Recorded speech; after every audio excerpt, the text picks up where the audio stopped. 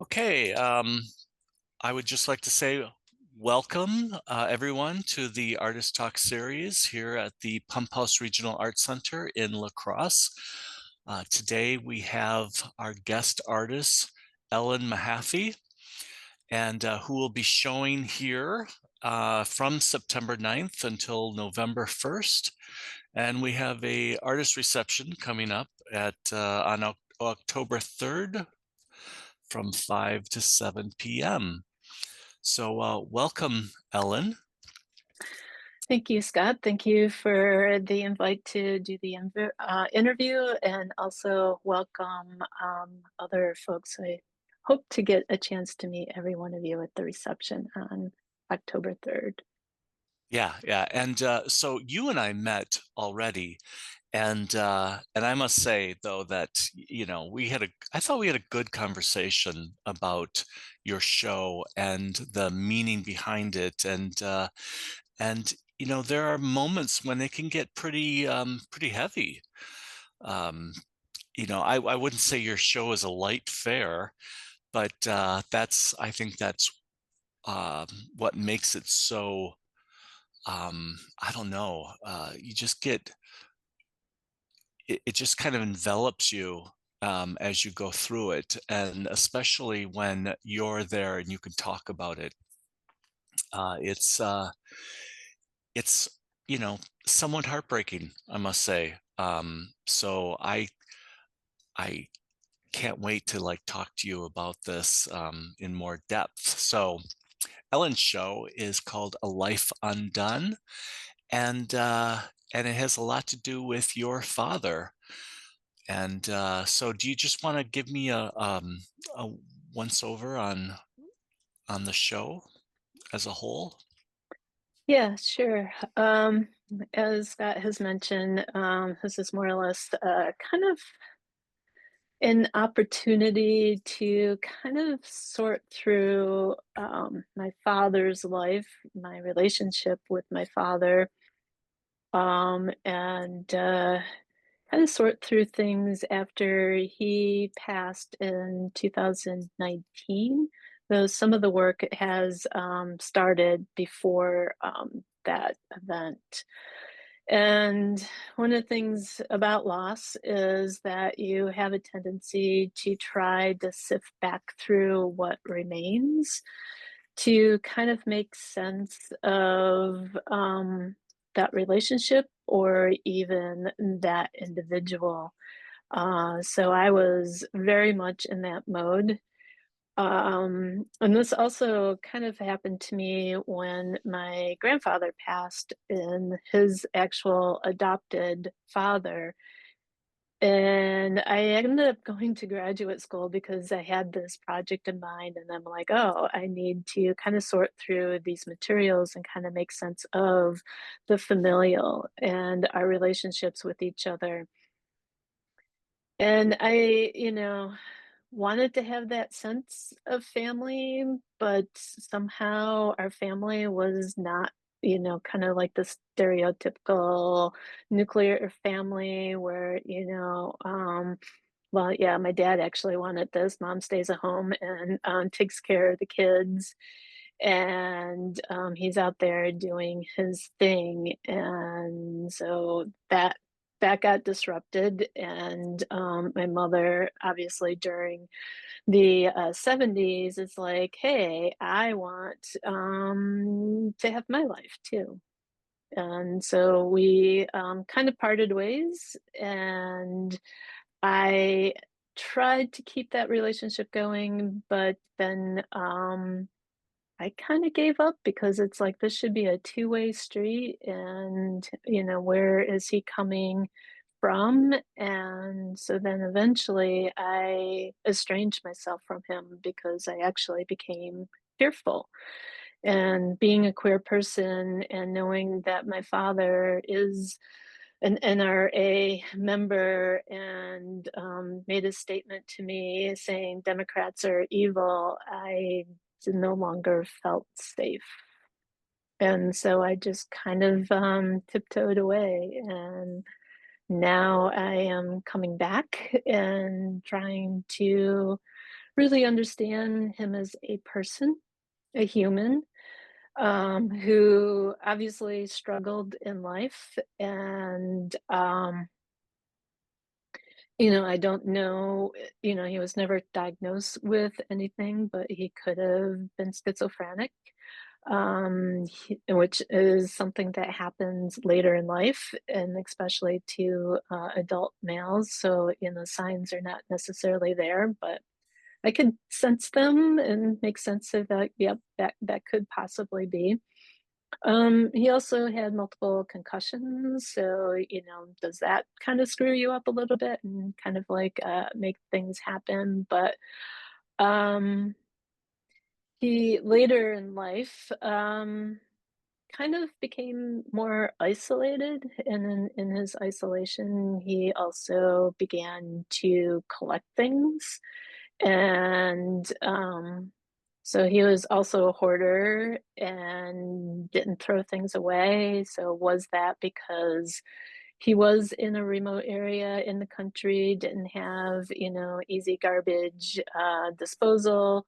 Um, or was it because, he didn't wanna give things up? And a lot of the items that are found in the exhibition are things that I did recover from his house. And I learned that, he also took things, so when his parents, passed away, he took a lot of their things, like furniture, clothing, things that he might have had when he was a kid, and I'm like, found that to be curious. And so I'm like, okay, what is contained in these pockets? Because obviously, when you're going through things and trying to figure out what to would do with them, what did they leave behind? And my grandfather left things behind in which my father actually, kept in place. So it's kind of like this intergenerational kind of look back at how we still are connected. Wow, that's that's a lot to take in. Yeah, I probably needed to kind of condense that to some, but That's okay. That's okay. I think most of us have, um, well, I know I do, something very similar, in within my family. And my dad, who was, I always blamed it on being the generational thing where it's like they didn't share emotions ever.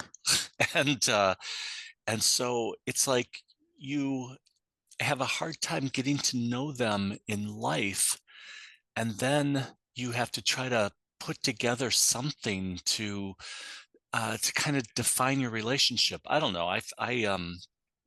That's what I do anyway. Um, so let's go to your first piece that I have here. Oh, there we go.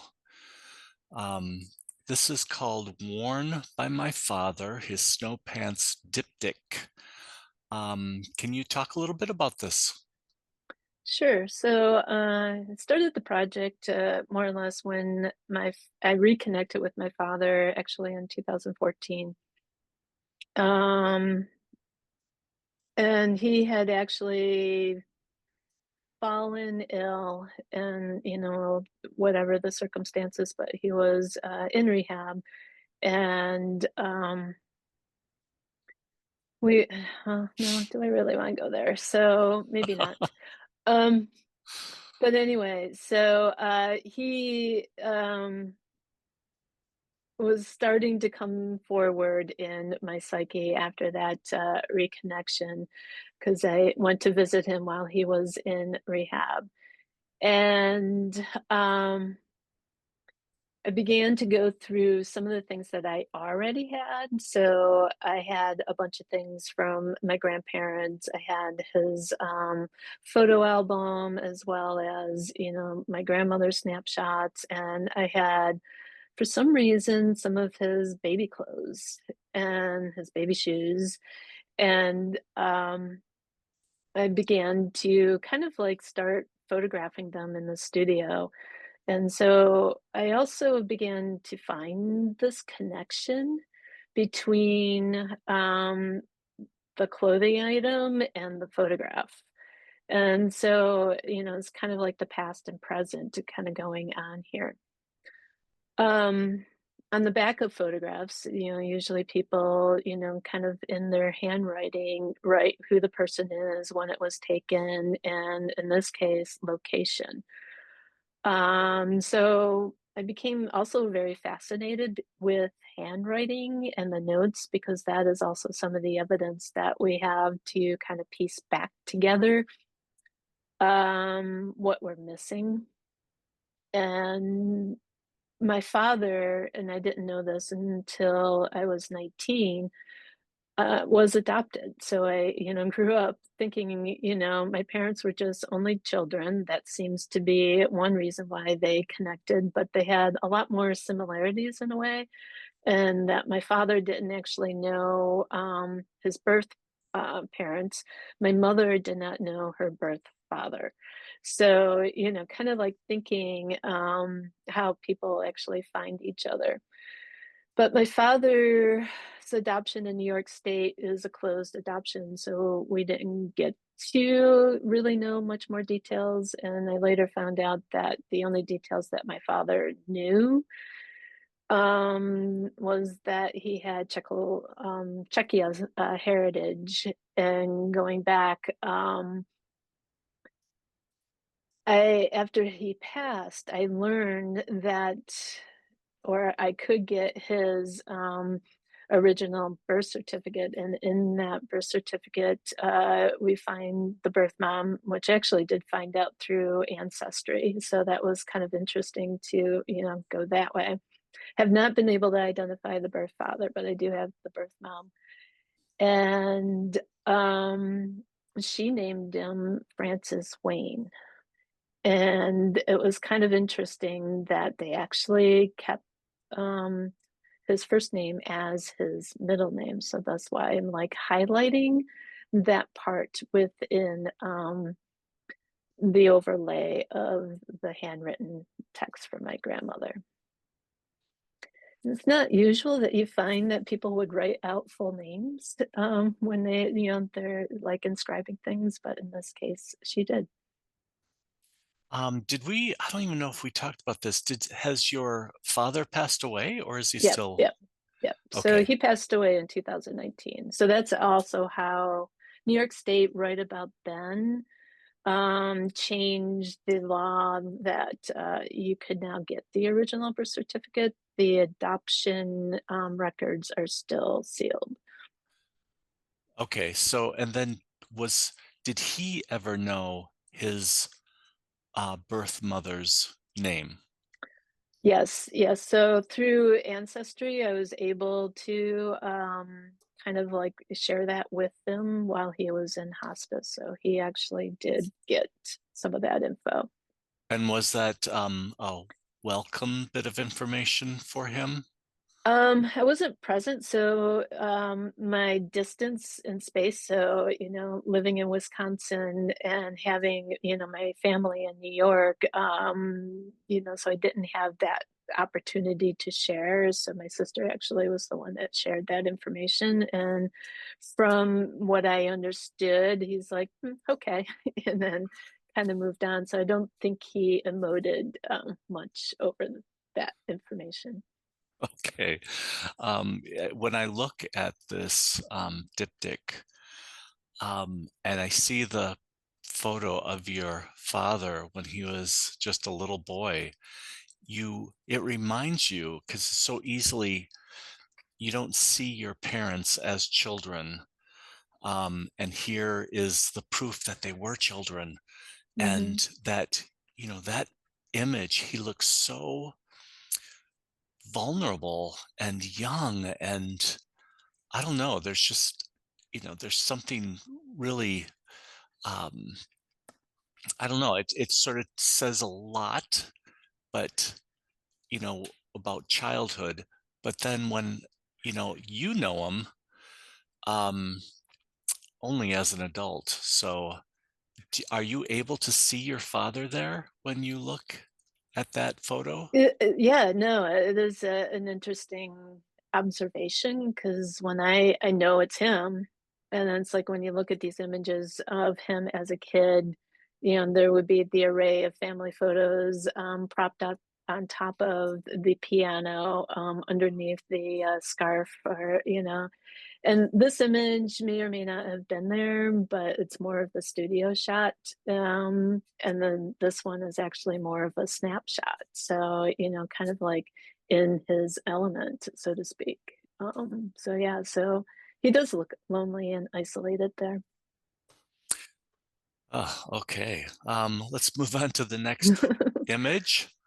And let's see here. Ah, yes. 1958 road trip to California. This is an LED light box with audio and a magnifying glass. Let me just say that, well, I should let you talk about it first. So why don't you talk about it first?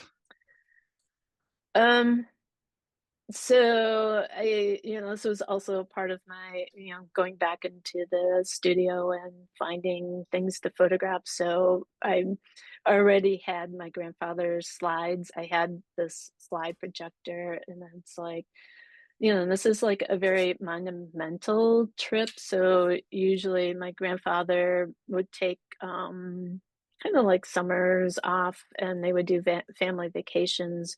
His vocation was a Presbyterian minister, so that was an opportunity to take time away. And I was just looking at his diary, so a lot of the information that I get, and I don't know if this will focus or not, are in kind of like his handwritten diaries. And so, but he also like hand wrote and labeled everything on that. And why did they go to California? I don't know. But I just kind of like preparing for this interview, I read an entry in here that my grandmother actually lost her father and had an inheritance. So I'm curious if that was the funds for this long distance trip. But my grandfather recorded things on his trips. He was an active snapshotter. Um, and of these images, I'm also investigating a sense of family and his life and my father's life. And so I'm like going through these, trying to figure out, okay, why would you take the picture? What would you take the picture of? What is remarkable? And a lot of these images ended up being landscape images. And occasionally there would be images of, the classic, grin and pose in front of a landmark or a sign. My father actually brought his buddy Warren with him, and I'm not quite sure of the circumstances of that, but they were close. So he did have a close friend in high school. And I have a feeling that the car might have been brand new too. And my father was also of the age where he could drive, so he could share in, the responsibility of driving on that. So the piece kind of came together as like, hey, wouldn't it be kind of cool to also share some of this? Um, During that 2014 visit, I brought along an audio recorder and recorded some of his stories that he had. And one of those stories came up was his road trip to California. And in this, you actually get a sense of who he is or was, and his interests, and kind of like his expressions and ways of thinking that are actually kind of funny. But and one of the stories in there is of the giant sloth and whether they exist. And so definitely worth a listen. It is about 7 minutes in length, but, he connects, throughout time. He still remembers that trip, so that was kind of cool. And I did listen to it, and what struck me is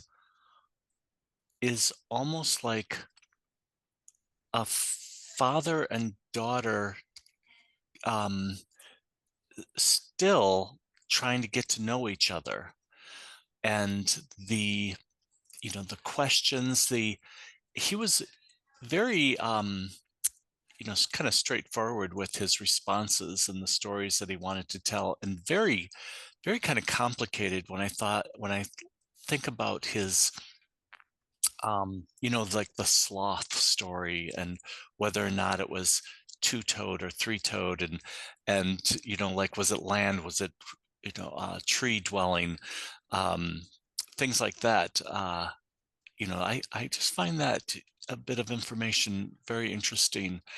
Um, and but I must say that, and I don't know if you I don't know, you may not want me to say this, but it seemed like a bit of a strained conversation, trying to keep those moments of connection, like his connection with his past and with you at the time that you were talking to him, and not, I don't know, letting it die down. So it was always like, trying to give him another question, another statement that would keep this conversation moving forward. So I was thinking of that when I Yeah, was so, listening to it. yeah, so the questioner in there is actually my partner, Pam. Oh, okay. And, and I think the, really kind of cool thing of having an outsider in essence, this is the first time they actually met. Well, that would explain that then, Yeah, what I was reading and into it. yeah, so, and my partner is really good at asking questions and keeping the conversation going. So if it was me asking those questions, I don't think I would have gotten, as much information out of him. But he does tell these stories. As I connect with my sister, she's younger than I am, but she ended up being kind of like the main go-to person later in life because of proximity. She could definitely tell some stories too that really kind of like connect to his past. And he still has many of those memories or had many of those memories alive. And you can tell that. So the whole idea of and this is something that I hear from other people too, is that, you should have that recorder with you. You should record your parents' past. All of our stories are unique, but as you're finding too, Scott, that we do have common threads and common bonds, and, the personal as being universal. Yeah, definitely. Okay, let's move on to the next image. Red Camaro, with 1966 snapshot. So, I have a lot to say about it, but let's see what you have to say since you're the artist. Yeah, so my father was into fast cars, guns, and other things, obviously. When my father and mother married, they were given an acre of land by my great grandmother, so my mother's mother. Um, and then my great-grandmother had a farm property out in the country, so this was kind of, like, close by and tucked, behind their house. Um, and the snapshot is the white dwelling with the, Chevy pickup truck, and my father loved Chevys, so, that was also, his go-to. in terms of vehicles, but that building was actually my great-grandmother's gift shop. So that building was at the front of the road by the highway, and then kind of moved back to create what we called the shop. So on this land, he was building our house. He also was a carpenter, and he'd build things. And one of the things that he was tasked with was building our home. Um, the background image behind the snapshot is remnants of that shop. So the car. So if you kind of notice, and I don't know if I can draw, I can draw. There's a way you can draw, maybe. Maybe not. Um, so behind, tucked in, you can kind of see the horizontal slats with the doors. So that is the original building. And then he built another structure attached to it that Okay, I see. eventually became his shop or his expanded shop. So he had his woodworking tools in there, his lathe. To do spindles, so I'm sure a lot of those things, for the house came out of there. And then eventually he poured the floor to be a little bit higher. It actually was a blacksmith shop too at one time, so that he can actually use it as a garage and be an auto mechanic. But he couldn't drive or had so the car just was left there, so it was no longer usable. So this is one of the examples of what was left behind on his properties. And then also I have to he was a collector of the Hot Wheels cars. So every time he went shopping, he would pick up one. So we have hundreds of those laying around. I have another piece that I'm not quite sure it's ready for public view yet, but yeah. So what I notice in this photo is, you have the Camaro there, and you said that was your dad's car. Hmm. Hmm. And so again, it's a symbol of, for me, like of a younger man in his fast car, and here you see, it abandoned, it, being taken over by nature, um, and again, it's just, speaks of a bygone era, within this car's life and your father's life, and knowing that, I don't know, it's like, I always think of it as deferred maintenance. You kind of set these things off to the side, and it does not take long for um, the whole thing to start breaking down. It's like you always got to keep these things up. Yeah. And so, and that could be, a life of a person, life of a car. If you don't keep them up, they quickly disintegrate. And Yeah, that one goes of with the them. things, yeah, sorry. One of the things as you're saying that, I remember one of his statements was that I don't know if you know this or remember this, but we had the standard American set of wrenches, and then all of a sudden things go metric. That Mhm. really pushed them off a little bit, so it's like now I have to invest in a whole new set of tools, and it's like, why is this? So thinking about maintenance, he was very much the mechanic, and he liked working on cars. And reading through my grandfather's journal, it's like my grandfather, I think, also was the person that would, kind of fix things. So in that era that he grew up, it's like, coming out of the depression, you were taught. how to maintain and keep things up and not having to rely on some other business or professional to do so. Yeah, well, that was back when you could fix things Hmm. and keep them But up. not computerized. So Exactly, just exactly. Nobody can figure that stuff out. so Um, imagine him today.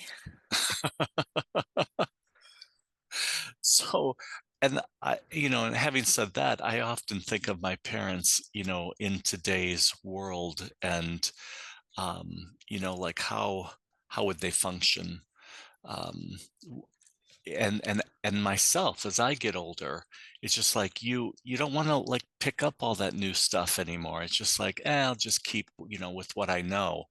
And so eventually, I suppose, will be the subject of someone's artwork. And Yeah. um, but Yeah, anyway, another statement he made is, thinking about modern technology, he always viewed computers as being evil. So, they are. What can I say? They are. they are, and it's like, and here it is, my profession to work with computers. And, even though photography is a very mechanical thing, you still have to use the computer as a tool to input and output. So, yes. Yeah, I must say every day I come to work, it's a struggle and a big argument with a computer, and trying to get it to do what you want it to do, which it never seems to want to do.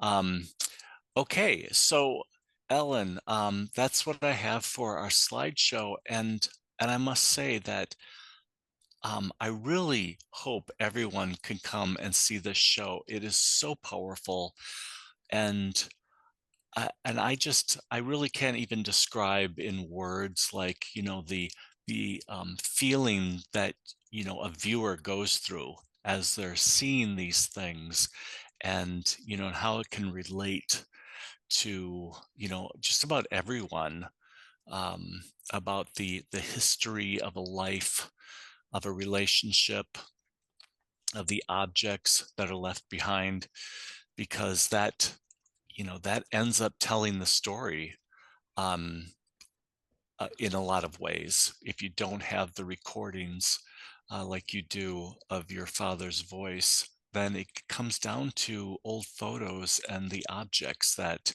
we covet. So you want to keep those things around until, the next generation doesn't know why you kept those things. And then they eventually like find themselves, thrown out. So, before we go, Uh, is there any last thing you'd like to say, about your show, and anything else you'd like to say? Yeah, there's a lot to unpack. So, I'm really, very appreciative of the Pump House and the folks that juried this exhibition together, and kind of looking at the pairing with Cindy in the gallery. There's a lot of synergy in terms of our work and trying to kind of see the paternal versus the maternal side. And the show is, really well executed. So I am very grateful for this opportunity to share the work with the lacrosse community. And we are very grateful to have you here. So once again, Ellen's show is up from September 9th until November 1st with the reception, which Ellen will be there and can talk to everyone about, any questions you have for her, on October 3rd. That's Friday from 5 to 7. Thank you, Ellen, so much for having this talk with me. I really Thank you, appreciate it, Scott. and and I can't wait until this reception comes along. I as well. It should be a good time. Thanks, Ellen.